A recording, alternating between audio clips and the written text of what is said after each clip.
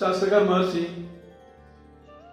धर्मज गणविजय महाराजाचे शिष्य इंद्रज गणविजय महाराजा उपदेश कल्पावली ग्रंथ में श्रावक जीवन के 36 कर्तव्यों का वर्णन फरमाते हैं। उन कर्तव्यों में 14वां नंबर का कर्तव्य है भाव धर्म। भाव मतलब मन के शुभाशुभ परिणाम। शुभ भाव में यदि आत्मा रमता है तो शुभ कर्म का बंध होता है, अशुभ भाव में रमता है तो अशुभ कर्म का बंध होता है। जम जम समय की हो, जैसा समय होता है ऐसा कर्म बंध होता है। जब भाव धर्म की बात आती है तब हमें गुणसागर सृष्टि की याद आती है। बहुत ही प्रेरणादायी उनका दृष्टांत है। एक बार एक सृष्टि की 8 कन्याओं ने गुणसागर को देख लिया और देख करके मन में 8 कन्याओं ने नक्की किया कि शादी करना तो इससे ही करना। कन्याओं ने अपने पिता से बात की और पिता ने रत्न चंचल श्रेष्ठ के पास जाकर के 8 कन्याओं की सगाई एंगेजमेंट गुणसागर के साथ करवा दिया।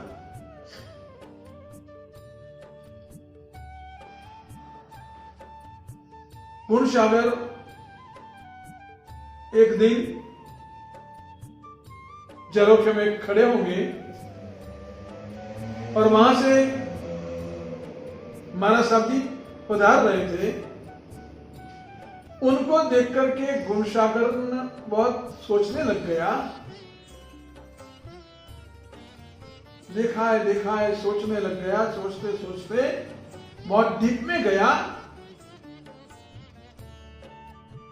इस जन्म के उस जन्म में पहुंच गया, पूर्व जन्म में चला गया। मतलब उसको जातिस्मन ज्ञान हो गया। पूर्व जन्म दिख रहा है, गत जन्म में मैं इनके जैसा साधु था। पूर्व जन्म में मैंने दीक्षा ली थी और क्या मस्ती आई दीक्षा जीवन में, क्या मजेदार जीवन था। निष्पाप में जीवन, इतना मस्ती से जीवन जिया था मैंने। इस जन्म में भी वो जीवन मुझे जीना है। इस जन्म में भी मैं साधु बन जाऊं। साधु को देख करके साधु बनने की तमन्ना कोई आसान नहीं है। किसी का अच्छा मोबाइल लेकर के मोबाइल लाने के भाव हो जाते हैं आपको। अच्छी गाड़ी लेकर गाड़ी लेने का भाव हो जाता है। भाव की बात चल रही है। साधु को देख करके साधु बनने की भाव बहुत मुश्किल है। लेकिन यहां पर एक भाव आ गए गुणसागर को, मैं भी साधु बनूंगा। माता पिता से बात की कि मेरी साधु बनने की तमन्ना है। ये बात सुनकर के माता पिता को एकदम आंचका लगा। 8 रूपवती बहुए के जो सास बनने का कोड कुछ ही दिनों में पूरा होने वाला था। ऐसे मां ने कहा कि बेटा ये क्या बात कर रहा है।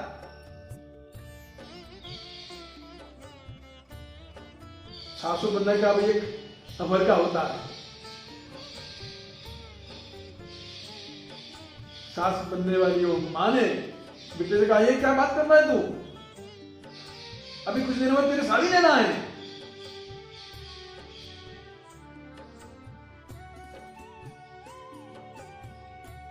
लेकिन जिसने संयम की मजाक चखी थी वो संसार के बंधनों में थोड़ी डूबना चाहेगा।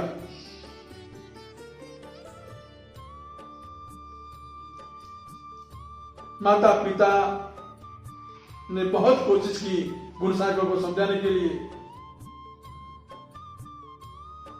लेकिन गुणसागर मानने के लिए तैयार नहीं। बस मन में एक ही तमन्ना है, मुझे दीक्षा लेना।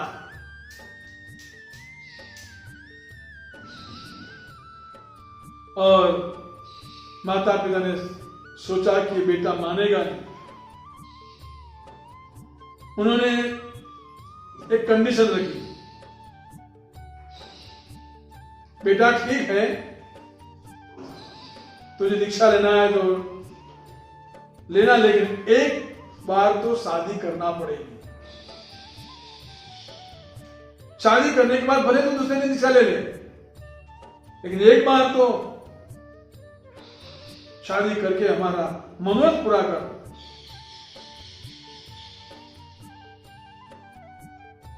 ठीक है, गुणसागर रेडी हो गए, लेकिन उस कन्याओं को तो कहना पड़ेगा ना कि अमत शुद्ध परिणाम मात्र से वर्ण से फिर दीक्षा लेंगे, शादी करने मात्र शादी करेंगे फिर दीक्षा लेने वाले हैं। कन्याओं के बाप से बात की। बाप ने अपनी पुत्रियों से कहा कि बेटे, ये तो गुणसागर तुम्हारे जिसके साथ सगाई हुई है, एंगेजमेंट हुआ है, वो तो दूसरे दिन दीक्षा लेने वाला है शादी के। कुलीन बालाएं थी, खानदान परिवार की थी। बहुत सुंदर उत्तर दिया उन्होंने। 8 कन्याओं ने कहा, कन्या कहे निज तात ने आ भव अवर्ण वर्षुरे, जे आदर से गुण निधि अमे पणते कर सूरे। वाह रे वाह, क्या सुंदर जवाब। आजकल की होती तो क्या कहती, दीक्षा लेना पर सगाई क्यों होगी, कोई ये उतार करके दो को जो काट दिया। लेकिन खानदान परिवार की कन्याएं कहती, इस जन्म में हमारे लिए दूसरा विचार बंद है। हम सभी भाग जाता है, वचन से उनसे हम दे चुकी हैं, वो जो महापुरुष को जो आदरेंगे उसी रास्ते पर हम भी चलेंगे।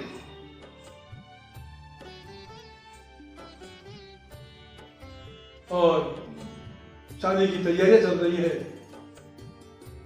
देखते देखते वो दिन भी आ गया। गुणसागर घोड़े पे चढ़ करके वहां पर शादी के लिए वहां पर आया हुआ है। लग्न की चौरी मंडप में गुणसागर बैठा हुआ है, सामने 8 कन्याएं बैठी हुई है, शादी की विधियां हो रही है। लेकिन गुणसागर को इस शादी की विधि से कोई मतलब नहीं।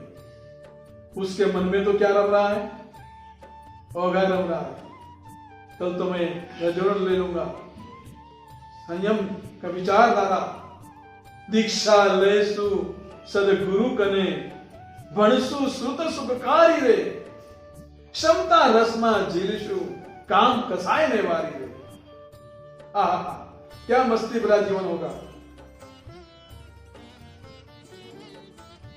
गुरु की चरणों में बैठ करके, गुरु की निश्रा में लेकर के संयम की साधना करते करते शुद्ध ज्ञान प्राप्त करेंगे। भणसु श्रुत सुखकारी रे, समता रस में झीलसु काम कसाय नेवारी रे। काम और कसाय पर विजय कर प्राप्त करेंगे, शुद्ध ज्ञान पढ़ेंगे, मजा ही मजा है, मजा ही मजा है। जैसे श्रावक को आज 14 है ना, जैसे श्रावक के बेटे को 13 को आनंद आता है, आना चाहिए कि कल 14 है, कल गुरु निश्रा में जाएंगे, उपासना में रहेंगे और क्या करेंगे, पोषण की साधना करेंगे। दिन भर के आरंभ समारंभ का त्याग करते हुए कुटुंब से मुक्त होकर के संयम की साधना, औसत की आराधना करेंगे। श्रावक को 13 के दिन आनंद आता है। इसी तरह यहां पर भी गुणसागर शादी के एक दिन पूर्व यही विचार कर रहा है, शादी के दिन ऐसा विचार कर रहा है कि कल तो मैं दीक्षा लेने वाला हूं। इसी विचारधारा में, सुख पढ़ने की धारा में क्या भावधारा बढ़ी, क्या भावधारा बहने लगे। सोचते सोचते छपक श्रेणी पे चढ़ गए, गंगाजी कर्म का हुक्का बुला दिया, छुटे चुरा कर दिया और वहीं पर लग्न की चौरी मंडप में गुणसागर सृष्टि को केवल ज्ञान हो गया। जहां पर मोहनीय कर्म की तीव्र पले उछलती है, चिकने कर्म जहां पर बंद होता है, गृहस्थ जीवन की जहां राग लगनी की क्रियाएं विधि विधान जहां पर हो रहा है, उस समय ऐसे समय पर ऐसे स्थान पर गुरु सागर क्या भावधारा में खो गए होंगे, उनको केवल ज्ञान की प्राप्ति हो गई। और जिस केवली के हाथ में 8 कन्याओं का हाथ है, उन्होंने भी मन में यही सोचा था कि जय आदर्श गुण नदी हमें पढ़ते कर सोए, वो भी 8 कन्याएं उसी भावधारा में बह गई। कल हमारे स्वामीनाथ संयम लेने वाले हैं, हम भी उनके पीछे पीछे पगले पगले चलेंगे, हम भी दीक्षा लेंगे, हम भी साधु जी बनेंगे, साधु जीवन जिएंगे। इसी विचारधाराओं में उन 8 कन्याओं को भी केवल ज्ञान हो गया। भावधारा मीठी मीठी, मन में से शुभ भावनाएं भया करो, अनुमोदना करो इस जिन शासन की, इन जिन शासन के रत्नों की, अद्भुत ऐसे जिन शासन को वंदन वंदन वंदन। अब इस अधिकार में ज्ञानी बोध आगे क्या हमें प्रेरणा देते हैं और सारा जीवन का आगे 15 मिनट का कर्तव्य के बारे में हमारे शास्त्र महर्षि क्या फरमाते हैं। वो अधिकार अग्रे वर्तमान सभी गुरु भक्तों को मेरा धर्म